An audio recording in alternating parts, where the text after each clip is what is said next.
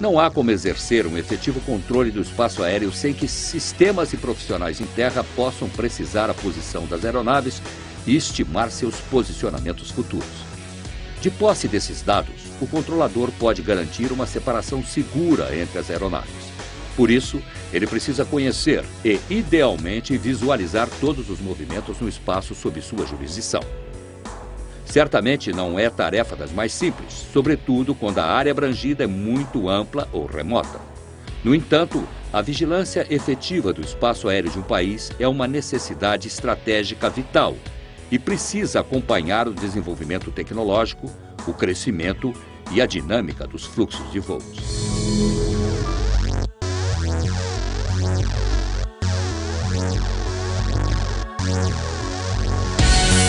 As tecnologias de vigilância aérea podem ser atualmente classificadas em 3 modos. 1. Vigilância independente não cooperativa. Ocorre quando o órgão de controle consegue obter o posicionamento da aeronave independentemente do consentimento da mesma. Não se consegue, porém, informações detalhadas, como a identificação ou altitude precisa. É o caso do radar primário, por exemplo. 2. Vigilância independente cooperativa. A posição da aeronave é determinada em terra a partir das informações transmitidas por ela mesma. Informações adicionais também são repassadas, como a identificação e altitude barométrica, por exemplo. Caso do radar secundário. 3. Vigilância dependente cooperativa. A posição da aeronave é determinada pelo subsistema a bordo da própria aeronave e transmitida para o subsistema em terra, via rádio ou satélite, com o consentimento da mesma. São repassadas informações e dados mais completos a respeito da aeronave e da evolução do voo. Tradicionalmente, os procedimentos utilizados para a vigilância aérea usam os meios independentes de vigilância, baseando-se em radares primários e secundários e nas informações reportadas pelos pilotos. Intensamente utilizados desde o fim da Segunda Guerra Mundial, os radares revolucionaram o transporte aéreo e, décadas depois, ainda são largamente utilizados, tornando-se indispensáveis, sobretudo para a defesa aérea. Para o controle de tráfego aéreo, no entanto, estes equipamentos com o crescimento da atividade perderão espaço para novas tecnologias ainda mais convenientes. De grandes dimensões, os radares são equipamentos de alto custo de aquisição, instalação e manutenção. Do mesmo modo, eles respondem ainda por uma outra séria restrição, sua inviabilidade de utilização nos oceanos.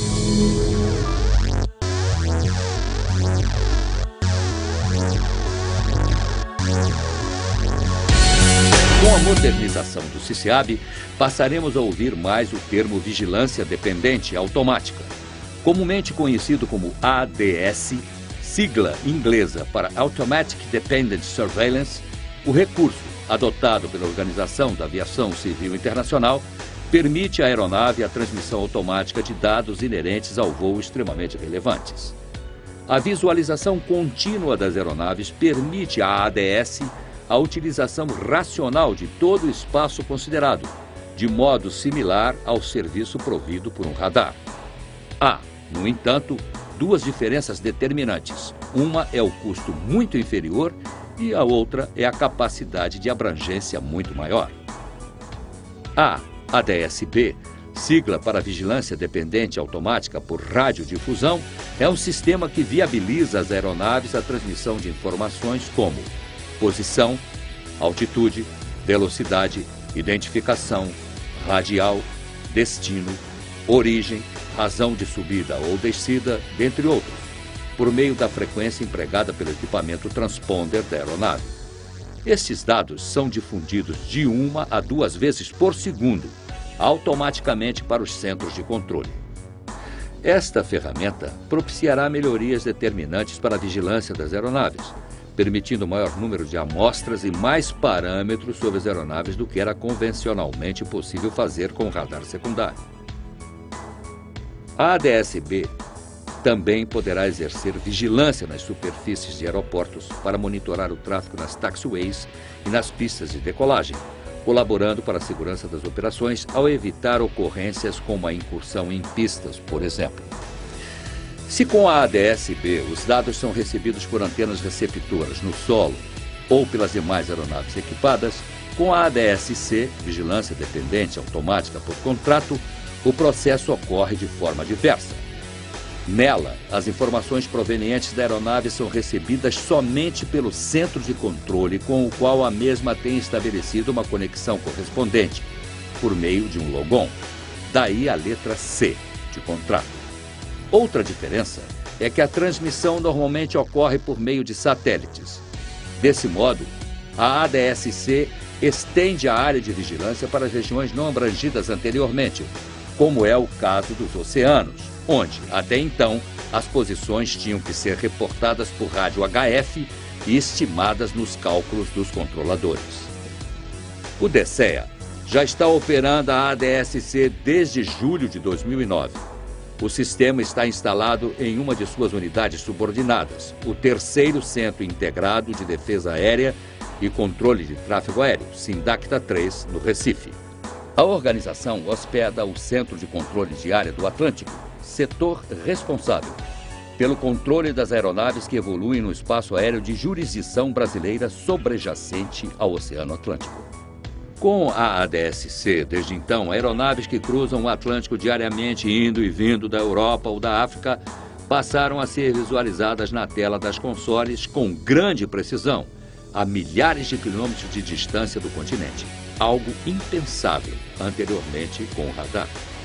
A utilização deste recurso por parte dos controladores do ACC Atlântico e dos pilotos das companhias aéreas tem representado uma grande mudança de paradigma na atuação desses profissionais. Você tem a rastreabilidade de um avião voando no oceano, né? Isso aí é fantástico, eu diria que não tem palavra para explicar com relação à segurança que isso gera. Porque é uma transmissão rica, ela não só mostra o avião está na coordenada XY, ele mostra o avião está na coordenada XY, na altitude certa, na velocidade certa, no track certo, quanto de combustível ele tem, qual o estimado de pouso em Paris, se o avião está indo para Paris. Então ele mostra uma informação muito rica para o controlador. É natural, do mesmo modo, que os provedores de serviços de navegação aérea tenham optado por utilizar as duas ferramentas de vigilância conforme suas conveniências e particularidades. A ADS-B vem sendo adotada para o espaço aéreo continental e a ADS-C, ferramenta apta à transmissão de dados por satélites para as áreas oceânicas. Desse modo, a vigilância aérea exercida pelo Departamento de Controle do Espaço Aéreo passa a dispor de meios mais eficazes e de menor custo para ser desempenhada. As visualizações dos posicionamentos das aeronaves, por sua vez, serão estendidas a áreas antes não abrangidas e poderão alcançar, em determinados casos, níveis de voos mais baixos do que os visualizados pelos radares. Com a implementação do conceito CNS-ATM, nasce um novo tempo para a atividade de vigilância aérea no país, o que é exercido nos mais de 22 milhões de quilômetros quadrados de espaço aéreo sob a responsabilidade do Estado brasileiro.